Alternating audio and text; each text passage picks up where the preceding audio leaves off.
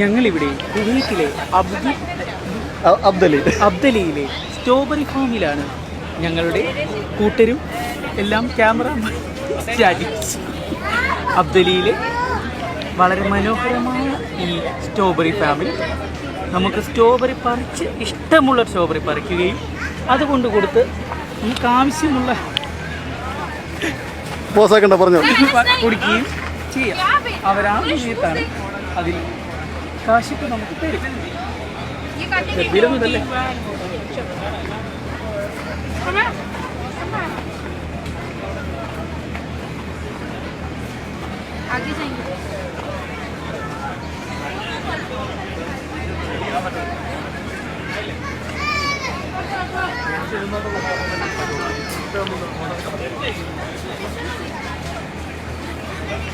അവർ പറഞ്ഞത് ഇത് കഴിക്കരുതെന്നാണ്. ഇന്നലെ ഞാനിത് കഴിച്ചു. പിന്നെ നമുക്ക് നമ്മുടെ ബാക്കി ആൾക്കാരെ ഒന്ന് പരിചയപ്പെടുത്തണ്ടേ? പിന്നല്ല, എൽദോസ് അത് എൽദോസ്.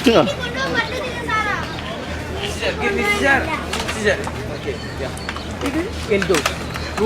يلا صديق صديق ما يصير وقف مني اوكي يلا اوكي ما يصير وقف مني يلا عشان هذا ഇതാണ് ഒരു വാഴയ്ക്ക് അറിയാത്ത അവൻ എന്നറിയാതെ ഞങ്ങൾക്ക് മനസ്സിലാവുന്നില്ല. അവൻ എന്താണ് പറയുന്നത് എന്ന് പോലും ഞങ്ങൾക്ക് ഒന്നും മനസ്സിലാവുന്നില്ല.